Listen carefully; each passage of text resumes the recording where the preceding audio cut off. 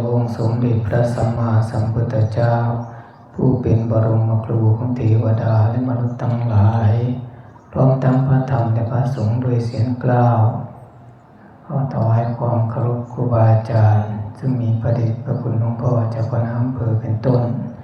ตลอดถึงคณะสงฆ์ทั้งสองฝ่ายขอเจริญธรรมญาติโยมทั้งหลายผู้ใจบุญใจกุศลต่อไปก็ญาติโยมก็เอามือลง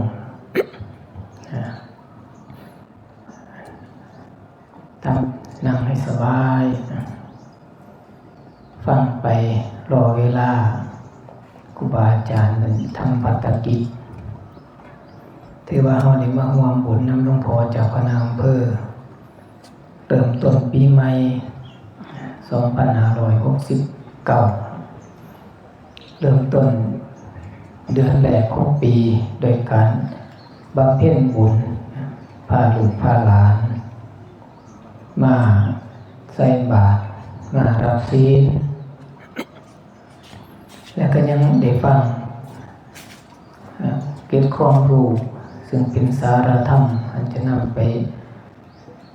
ใจในสิ่งประจำวันของเราก็นับว่าหลวงพ่อเป็นถือโอกาสเป็นบัณฑิตเป็นนักปราชญ์เป็นผู้ฉลาดในธรรมถือโอกาสว่าให้ญาติโยมให้พี่น้องชาวบ้านชาวเมืองผู้มีคุณแก่บ้านเมืองแก่ศาสนาในความอุปถัมภ์ประทานวัดว่าต้องแต่ละบ้านให้ศาสนาตั้งมั่นอยู่ใดไก่เฮานี่ต่อบุญปีใหม่ขึ้นมาก็เริ่มต้นเดือนแรกก็เอาบุญในส่วนของพระเจ้าพระสงฆ์ผู้เป็นเจ้าหมู่เจ้าคณะคือหลวงพ่ออำเภอเราเป็นเจ้าหมู่เจ้าคณะในอำเภอก็บ่ละเลยเป็นใส่ใจนะยังให้พี่น้องได้เริ่มต้นด้วยบุญถ้ามีบุญแล้วบุญก็สิหนุนนำทรงหลายอย่างสุขกายสุขใจสุขในครอบครัวในสายงานในหมู่บ้านตลอดถึงในตำบลอำเภอต่างๆไปตามลำดับซึ่งยิ่งช่วงนี้เป็นปีที่ผ่านมาข่าวกองผักในส่วนที่ทำให้ญาติโยมเสียความรู้สึกอาจจะเสียความตั้งใจในการทำความดีแต่ว่ามันก็ปะปนกันไป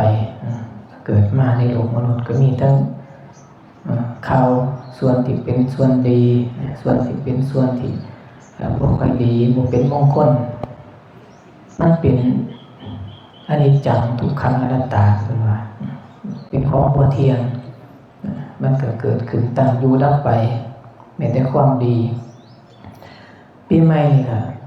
ผู้ทำความดีก็มีกันญาติโยมได้เบิ่งในโซเชียลเนาะ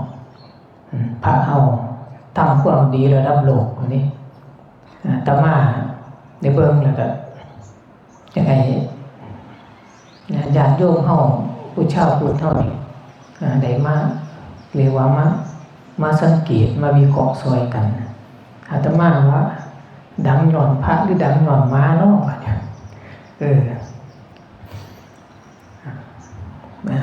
ดังย้อนพระหรือดังย้อนม้าก็บ่มั่นใจคือกันด้วยสิกรรมกลืนกันบ่จังหวะเพราะว่าคนเฮานี่บางครั้งมีหยังแปลกๆมีหยังแปลกๆก็มีความสนใจขึ้นมาอโลกาว่าซั่นไม่ว่ารู้จักดิบ่เป็นชื่อใหม่ขึ้นมาได้กำลังดังอโลกาจักใหม่จักเก่าล่ะท่านผู้ใดได้เบิ่งก็สิจักเมื่อวานนี้อาจารย์สมศักดิ์เพิ่นเทศน์เรื่องม้าคือกันสุนัขเห่าหอนพระปัจเจกพุทธเจ้าเห่าก็หมายถึงว่านำทางเห่าก็เห่ามองไปมันอันตรายบ่ให้ไปเห่าโง่เงี่ยวเกี่ยวคอให้ออกจากทางดึงพาพุ่มไปในทางที่มันถูกต้องดึงเพิ่นไปมาทางพี่ ตายไปแล้วไปเกิดเป็นเทพบุตรชื่อว่าโคสกะ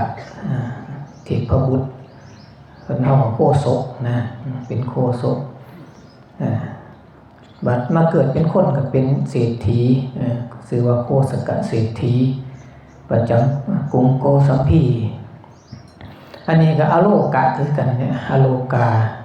บางสำนักเพิ่นก็ลงข่าวอโศกะว่าซั่นแต่ว่าพระเพิ่นให้คำแปลว่าแสงสว่างอโลโกอโลกาแปลว่าแสงสว่างเป็นผู้นำแสงสว่างหรือชีวิตพอแสงสว่างเป็นหมาสุนัขจรจัดสุนัขทั่วไปนี่ล่ะหากินน้ำกองขยะอยู่ประเทศอินเดียพระเพิ่นก็มีอันนี้ก็บ่ตรงกันไปเลยเด้บางหม่องก็ว่าพระอินเดียพระศรีลังกาพระพม่าพระเขมรพระไทยพระเวียดนามพระลาวบางหม่องก็ว่าพระเขมรบ่มีว่าซั่นอันนี้ก็คือโซเชียลนี่เฮาก็สิได้วิเคราะห์นะเชื่อไว้ก็บ่ได้แต่ว่าเอาเหตุและผลเชื่อไว้ก็บ่ได้เชื่อทั้งเบิดก็บ่ได้ตำนองนี้เพราะว่าคันผู้ใดเบิ่งช่องใดก็สิเชื่อช่องนั้นนะบางทีก็เชื่อจนลงหัวปักหัวปั๊มเด้นี่ก็เชื่อเอาก็เชื่อเอาประโยชน์เอาบุญนี่แหละอันคำใดเพิ่นแปลว่าแสงสว่างแสดงว่าสุนัขผู้นี้ก็ชื่อว่าแสงสว่างนี่อโลกะอโลกาอโลกสินังเพ่งกสินแสงสว่างอโลกะนี่แปลว่าแสงสว่างอาจารย์ปัณณกะละอาจารย์ปัณณกะละชาวเวียดนามกสิมีประมาณ5ชาตินี่ล่ะมีไทยแน่ลาวแน่ไทยนี่2ลูกเวียดนามเป็นผู้นำอาจารย์เวียดนามอาจารย์ปัณณกะละพาเดินเพื่อสันติภาพกับผู้ดีมาหน่อยตัวนั้นคือกันนี่กับม้าอยู่วัดเฮานี่มีเป็นม้าดำขาวแดงนะขาวแดงมีจุดขาวๆอยู่หน้าผากเป็นรูปใบโพธิ์เป็นรูปหัวใจนะคุณไปขอไปคอมเมนต์ก็ว่าเป็นม้าโพธิสัตว์นี่มาบำเพ็ญมาเกิดบำเพ็ญบารมีว่าซั่นศาสนาก็สิไปดีมามืดไปสว่างมาเกิดเป็นม้านี่ถือว่าเป็นสัตว์เนาะเป็นสัตว์ชั้นต่ำอยู่เป็นสุนัขก็เป็นคนถือว่าเป็นสัตว์ประเสริฐนี่ก็เรียกว่าชาติหน้าอโลกะนี่ก็สิได้ไปดีมามืดไปสว่างมืดมาสว่างไปก็เกิดกระแสระบาดพ่อม้าไปเดินนำแล่นนำติดตามมีทั้งเจ็บป่วย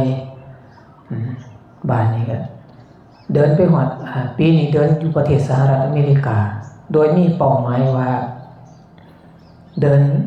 10 รัฐ10 จังหวัดคันเป็นภาษาบ้านเฮา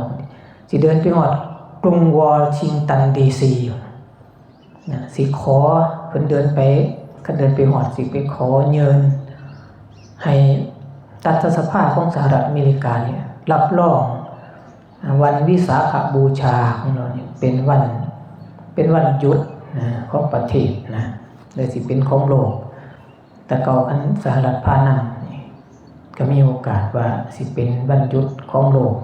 เฮ็ดให้สหรัฐยอมรับก็ถือว่าเรียกว่าการที่เดี๋ยวนี้นั่นที่โด่งดังไปทั่วโลกเพิ่นเดินตั้งแต่เดือนตุลาปีที่แล้วนี่จังหวัดนึงเขาเจ้านี่ก็ใหญ่ตั้งแต่ซ้ำประเทศไทยอยู่แหละซึ่งใช้เวลาหลายเดือนในการเดินระยะทางก็ 3,700 กิโลเมตรเดินตั้งแต่วันที่26 ตุลาคมโดยมีม้าอโลกะนี่ติดตามเขามาถึงเดินมาระยะแรกได้3 อาทิตย์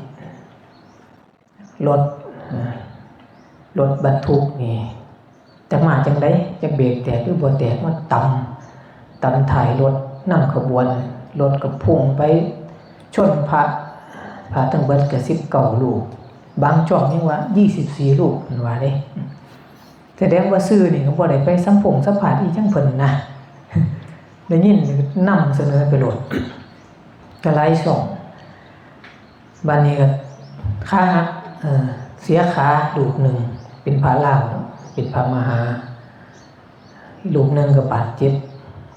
ลูกหนึ่งต้องตัดขาข้างหนึ่งออกเหลือขาเดียวหลังจากหันมา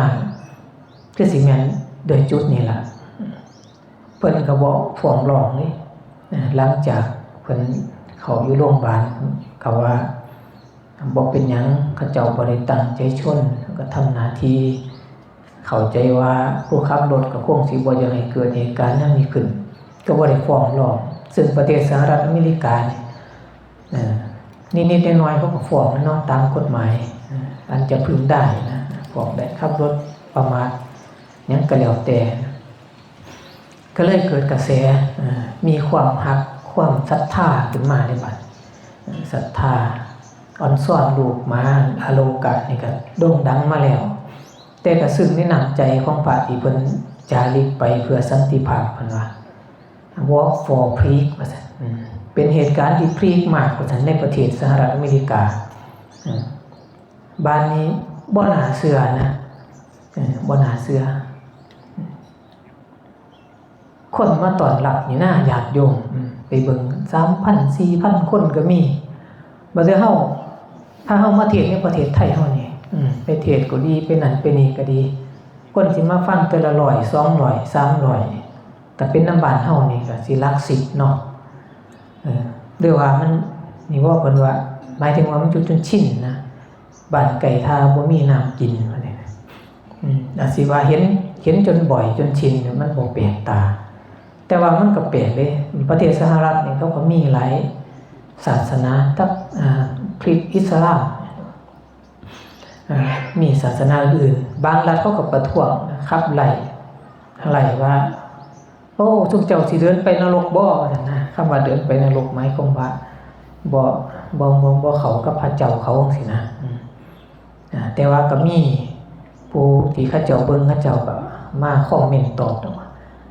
ผู้ใดมีใจดีงามต่อมนุษย์โลกผู้นั้นถึงชื่อว่าอยู่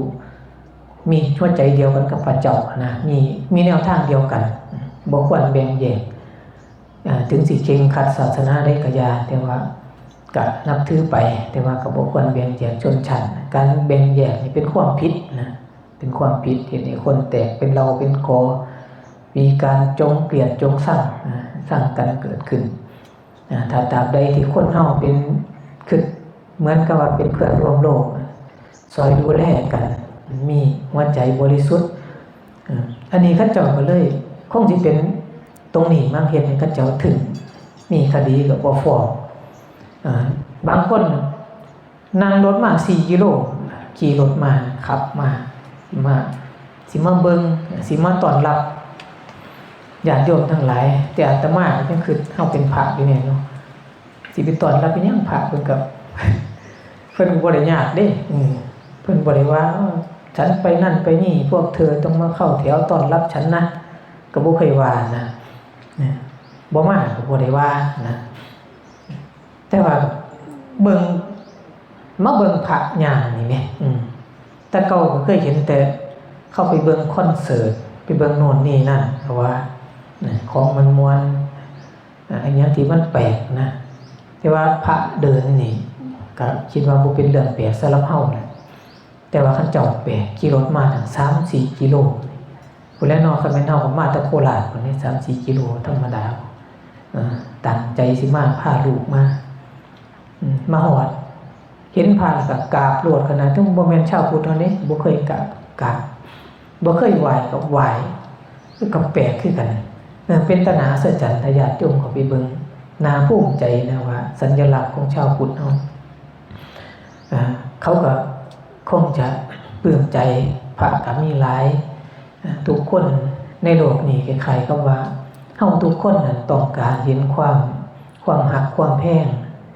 ต้องการให้ผู้ใดให้เกียรติซึ่งกันและกันให้เกียรติเฮาบ่รังแกกันมีความจริงใจต่อกันเมื่อเห็นพระเจ้าประสงค์มาร่วมกันเดินมีหลายชาติรวมใจเป็นหนึ่งเดียวบ่แบ่งแยกชนชาติและภาษาก็เกิดความซาบซึ้งบางคนจากเจ้าของมีมากไกลๆคงจะมีความทุกข์แล้วเห็นหน้าพระนะ พิ่นแช่มชื่นเบิกบานเยือกเย็นบ่หวั่นไหวเดินไปแม่นถือเขาด่าก็ขอให้คุณมีความสุขขอให้คุณมีความสุขโบกมือให้เขาก็มอบผู้มอบดอกไม้ก็มอบให้พระก็มอบดอกไม้ให้เพื่อสันติภาพเห็นแววตาผ่านก็มีความสุขให้ออกมาบ้านนี้เฮาพาเฮาก็ถือโอกาสเผยแพร่เด้ผูกแขนคิดเห็นอาตมาคือเห็นพ่อแม่เฮา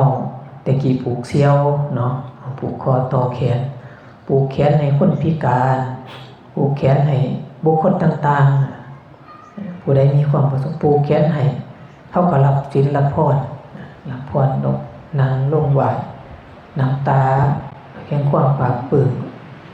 ไหลออกมาสินะไปแต่ละหม่องนี่คนมากตอนรับหลายรับพันรับ4,000 5,000ตอนรับบ้านนี้มีรถนำขบวนนำทางหน้าทางหลัง2 คัน 3 คันตำรวจจากที่เคยมาดักจับไปประเทศนอกเปลี่ยนนี่เขาก็มาดักตรวจสอบอันผิดกฎหมายก็สิจับเนาะก็มานำขบวนคงจะเป็นสาเหตุจากการที่พระถูกรถชนเสียขาปานนั้นเพิ่นก็ยังนำพอหายแล้วก็ไปนำขบวนนี่นั่งรถไปนำถึงเวลายามมื้อแลงเพิ่นบอกปราศัยหรือว่าบอกธรรมะ15 นาทีลงมาเป็นกำลังใจก็บ่ได้ชวนเขาศาสนาพุทธแต่ว่านำความสงบร่มเย็นไปให้นำสันติภาพมาให้ก็เลยว่าคิดว่าท่านเป็นแนวนี้เนาะคนสหรัฐทั่วประเทศมีความเลื่อมใสศรัทธาในพุทธศาสนาของเฮาถึงเขาสิบ่เข้าใจธรรมะเขามองเบิ่งกับหูว่าพระเพิ่นมีขันติมีเมตตามีความจริงใจเขาสัมผัสได้เขาก็พอใจซึ่งเป็นการจุดประกายแห่งความศรัทธาปลูกฝังเมล็ดแห่งศรัทธาลงไปคันแนวนี้ศาสนาเฮาก็สิไปเจริญในผลใดนะในอนาคตต่อไปอันนี้ก็นี่เป็นความพีคความประทับใจระดับโลกท่านสิออกไปแล้วคันประเทศอเมริกายอมรับนี่เบิดโลกนี่ก็ไปขอนโลกพุ่นแหละทุกประเทศหัวทุกอย่างยอมรับประเทศสหรัฐอเมริกาเป็นพี่ใหญ่แต่สหรัฐอเมริกาเปิดทางให้นี่เฮ็ดหยังก็สะดวกสบายนะนั่นนี่ก็เป็นข่าวดีนี่พระ19 รูปบาดเจ็บไป2 รูปก็นำมาซึ่งความปราบปลื้มตั้งแต่ปีกายปีนี้ก็ถือว่าเป็นไวรัลก่อนว่าเป็นไวรัลในโลกโซเชียลกำลังฮือฮาซึ่งเดินด้วยความสงบแต่ว่าเกิดความฮือฮาก็บ่ต่างเนาะส่วนแต่เฮาก็มาญาติโยมก็มาส่งเสริมอาจสิเป็นเพราะเฮาเฮ็ดมาหลายปีก็เลยบ่ฮือฮาเป็นใดโยมพ่อโยมแม่อันเป็นที่รักทั้งหลายบอกเฮาคือจังเฮาสิเห็นว่าเห็นบ่ประเทศอเมริกาเขามีความทุกข์มาหลายปีพอเขาเห็นพระเขาก็มากราบมาไหว้น้ำตาแห่งความปราบปลื้มว่าโอ้ยเบิดโลกนี่บอกภาษาบ้านเฮาว่าเบิดโลกนี่ผู้ขาคิดว่าสิบ่มีคนจริงใจซื่อสัตย์สุจริตก็ยังมีอยู่เนาะมีเราสมณะนุ่งเหลืองห่มเหลืองมาด้วยความบริสุทธิ์ใจให้ผู้ขาได้เห็นเป็นบุญตาซึ่งชีวิตนี่เต็มไปด้วยความระแวงแล้วก็มีความทุกข์มาตลอดมองเห็นแววตาแห่งประกายความหวังความสดใสความบริสุทธิ์ของเพิ่นก็คงจะคิดได้ว่าในชาตินี้เฮายังพอคนจริงใจอยู่เนาะในความสิบ่มีแล้วนี่คือการญาติโยมทั้งหลายก่อนเฮาสิได้รับความจริงใจจากผู้อื่นนะเฮาต้องถามใจสักก่อนว่าเฮานี่บริสุทธิ์ซื่อสัตย์จริงใจกับโลกใบนี้กับบุคคลรอบข้างเฮานี่มากน้อยแค่ไหนเพียงใดเฮาต้องถามเจ้าของก่อนแล้วก็เฮาเริ่มจากเจ้าของก่อนเพราะว่าเฮานี่บ่สามารถที่ไปบังคับให้ผู้นั้นผู้นี้มาคือเฮาแต่ แต่ว่าคันแต่ละคนคือกันว่าข้าพเจ้าสิมีความบริสุทธิ์ใจบ่ต้องเป็นต้องมีธรรมะหลายดอกเบื้องแรกก็เขามีความจริงใจบริสุทธิ์ใจมีความปรารถนาดีต่อประเทศชาติบ้านเมืองต่อคนรอบข้างในสังคมเฮาก็ดีคนรอบข้างในครอบครัวก็ดีเฮาก็สิพอความจริงนะความจริงของชีวิตแล้วก็สิได้รับความสุขเมื่อเฮาเริ่มต้นจากการมีความแบ่งปันความสุขคือมีความจริงใจแผ่เมตตาไปทุกทิศความสุขก็สิเริ่มเกิดขึ้นเกิดจากเฮาเป็นต้นไปนะต่อไปสังคมก็สิดีหลายๆคนคือจังสิเขาก็สิบ่ต่างกันกับเพิ่นไปเดินwalk for peace อยู่ประเทศสหรัฐอเมริกานี่ก็นอกจากเมื่อนี้เฮาได้มาทำบุญเพื่ออุปถัมภ์ศาสนาสร้างบุญให้เจ้าของแล้วพอใหญ่เพิ่นพอทายกก็ดีทั้งหัวหน้าผู้นำเพิ่นก็เชิญชวนให้เฮาได้ทำบุญอุทิศส่วนกุศลไปไล่หม่องก็ถามสมัยก่อนก็การทำบุญอุทิศส่วนกุศลนี่เฮาก็ได้อาศัยหลักจากพระเจ้าพิมพิสารได้ทำบุญอุทิศให้แก่เปรียบญาติก็เลยเป็นที่มาของบนเขาประดับดินของพวกเฮาชาวพุทธในภาคอีสานเฮาเป็นหลักไปบางภาคก็บ่มีเด้ก็บ่ได้นำเอาจุดนี้มาเป็นจุดเด่นนะดังนั้นถ้าในปัจจุบันก็สิมีหลายๆหม่องอาตมาก็เลยว่าในประวัติครูบาอาจารย์หลวงพ่อจรัญพระธรรมสิงหบุราจารย์เพิ่นก็เอามาลงไว้ถ้าหากญาติโยมเข้าไปเบิ่งในประวัติของหลวงพ่อที่เพิ่นลงในเรื่องมรรคลีผลตั้งแต่ตอนที่1ที่2ที่3ไปท่านเบิ่งครบ500ตอนนี่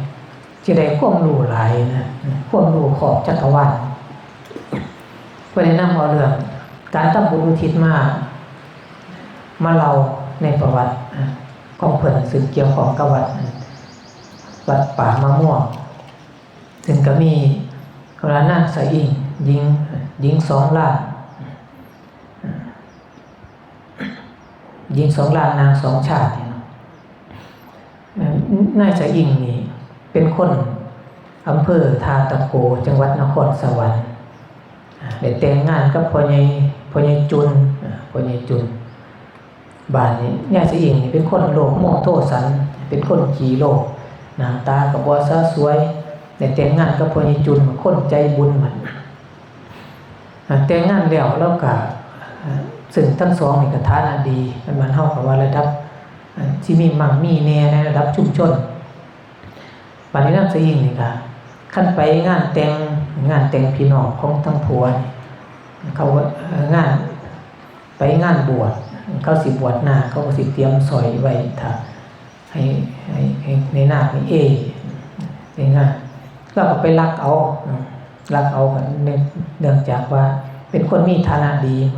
คนอื่นก็บ่สงสัยไปใส่ร้ายหลานชายไปได้ผู้น้อยว่าหมอนี่แหละรักมันจนกูโมว่าซั่นตั้งพ่อแม่ก็เชื่อญาติพี่น้องก็เชื่อกันลงโทษถูกตีกันหัวล้างข้างแตกคันว่าย่ำให้ย่ำหน้ามันเฮ็ดหน้าก็ไปรักเขาหมู่แล้ว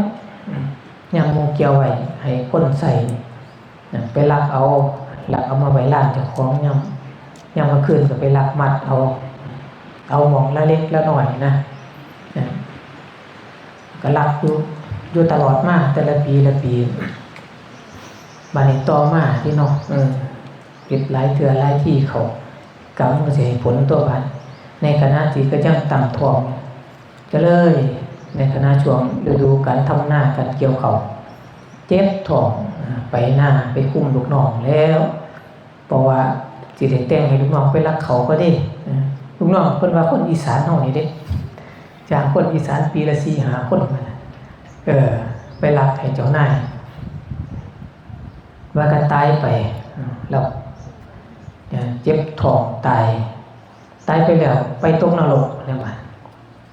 ไปตกนรกพอพ่อนี้ผัวนี่ครับพ่อใหญ่จุนนี่ครับคือหอดเมียแหละเมียตายคือหอดเพราะว่าคนใจบุญเด้ เป็นบ่เคยระแวงเมียจักเถื่อนะเมียไปรักเขาก็บ่ฮู้จักเพราะว่าเป็นคนปล่อยกู้ค่าปุ๋ยค่าหยังให้เขาเฮ็ดให้เฮ็ดนาเขาก็บ่คิดว่าเจ้านายสิมารักเนี่ยเนาะเป็นผู้ปล่อยกู้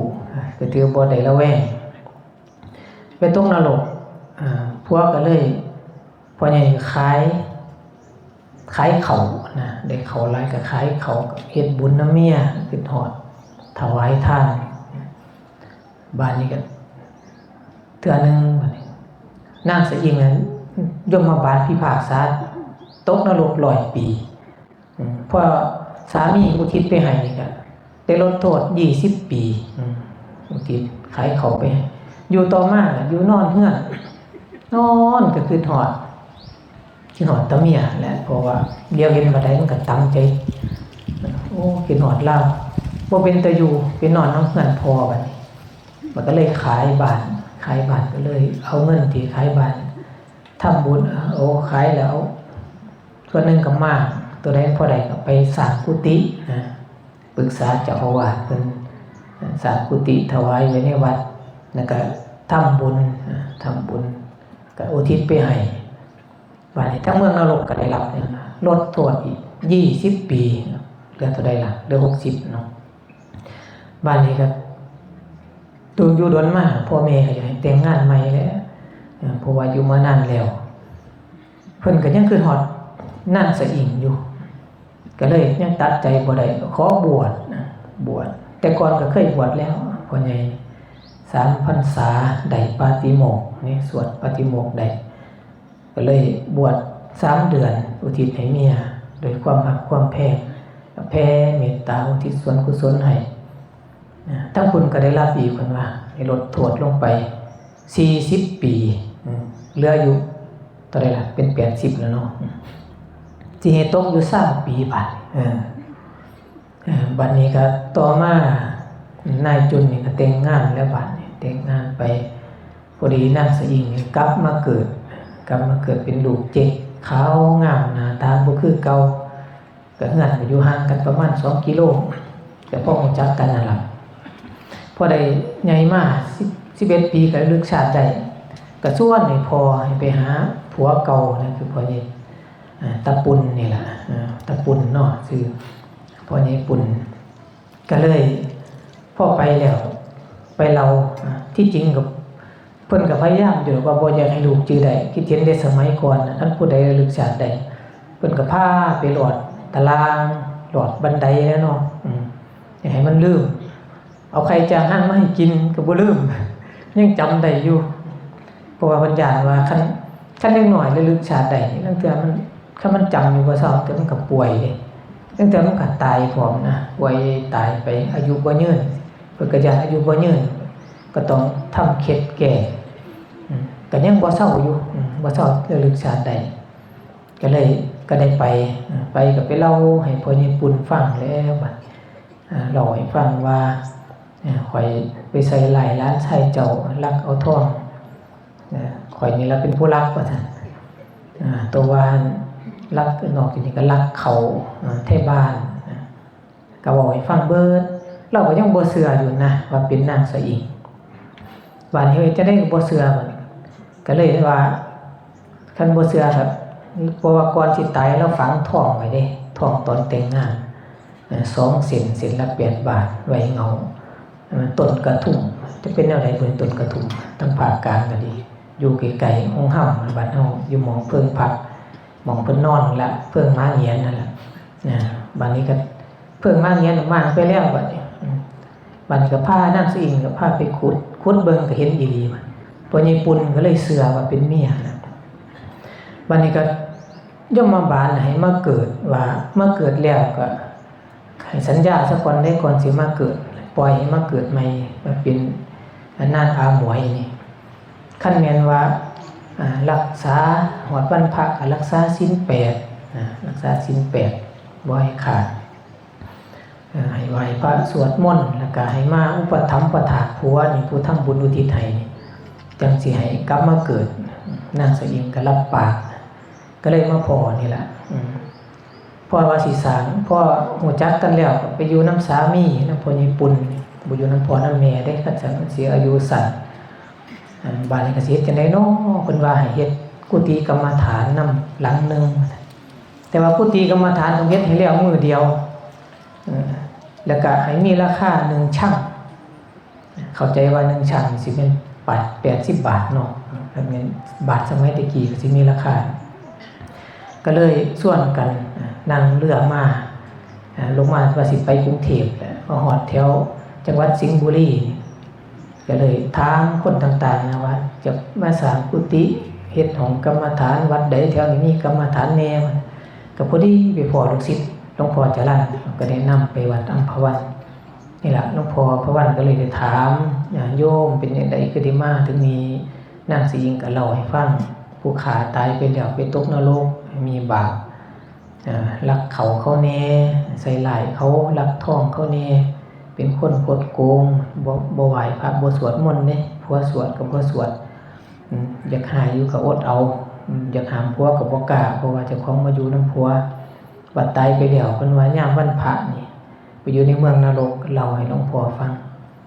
ถึงวันพระพระมาลัยก็มาเทศน์โปรดแต่ว่าเพิ่นว่าพระมาลัยนี่บ่แม่นชื่อว่ามาลัยเด้แต่ละวิกนี่เพิ่นไปเทศน์โปรดเป็นพระอรหันต์ขีณาสพเพิ่นลงไปเทศน์แต่ว่าพระมาลัยนี่เป็นชื่อเอิ้นซื่อๆนะไผมาเอิ้นพระมาลัยเบิดโลดสินะรูปใดมาก็พระมาลัยมาโปรดแล้วก็ยามวันพระนี่ก็เป็นหัวหน้านำสวดมนต์อยู่ในเมืองนรกเพราะฉะนั้นเราเกิดขึ้นมานี่เราก็สวดมนต์ได้จากคนสวดมนต์บ่ได้อันนี้ก็เป็นจริงที่น่าคิดนะบัดนี้ก็เลยขอสร้างกุฏิสร้างแล้วภายในมื้อนึงเพราะว่าอาศัยว่าชาวบ้านนั้นเข้ามาเฮือนเขาก็ได้ไม้เฮือนเขามาใส่ก็เลยได้เสียค่าใช้จ่ายแค่1ชั่งสร้างห้องกรรมฐานไว้วัดอัมพวันจนเท่าซุมื้อนี่ล่ะอันนี้ก็เป็นอุทาหรณ์ว่าเนี่ยคันเฮาทำบาปแล้วเนาะอันนี้เป็นคำโลกปัจจุบันจึงอาศัยจากวัดครูบาอาจารย์ซึ่งเพิ่นลงใน YouTube ก็ถือว่ารับรองได้ว่าเป็นความจริงนะเพราะว่าเรื่องนี้ก็ได้ถูกบันทึกตั้งแต่สมัยครูบาอาจารย์เพิ่นยังมีชีวิตอยู่ก็ได้ตรวจสอบเรียบร้อยก็จังได้ลง YouTube ทั้งอันนี้ถือว่าในสมัยเพิ่นยังมีชีวิตอยู่ก็เป็นเชื่อถือได้เพราะว่าตามฟังประวัติหลวงพ่อเพิ่นเวลามีโยมมาเลิกสิทำวัดนี่หลวงพ่อจะลั่นมันขึ้นไปมันสิไปเขียนให้เบิดวันนี้มีเรื่องหยังบันทึกไว้วันที่เท่านั้นเท่านี้จำเวลาจำวันจำพศได้เบิดนะนี่ก็นางสะอิงนี่ก็พ่อสร้างแล้วเรียนกรรมฐานจากหลวงพ่อจะลั่นแล้วก็กลับเมื่อบ้านได้ตอนนั้นอายุ16ปีปัจจุบัน4ปีผัวก็เป็นอัมพาตฮอด20ปีแล้วก็ตายไปเกิดบนสวรรค์เด้เพิ่นว่าคันเฮ็ดได้คันถือศีล8เจริญกรรมฐานบาดนี้เจ้าก็ต้องมานรกนะพอใหญ่จุนนี่ตายรุ่นเมียตายแล้วพอใหญ่ปุณนี่ก็จัง2ปีต่อมาก็ตาย80กว่าปีอันถือว่าเป็นหญิง2ร่างนาง2ชาติอยู่ในนี้ประวัติของหลวงพ่อจรัญวัดอัมพวันสิงห์บุรีดังนั้นญาติโยมทั้งหลายการนำเฮ็ดบุญก็ถือว่าได้ผู้ล่วงลับไปแล้วเพิ่นว่าตามหลักธรรมเพิ่นกล่าวไว้ถ้าบุญนั้นบ่ถึงแก่ผู้ที่ล่วงลับไปก็สิมาให้ผลแก่เฮา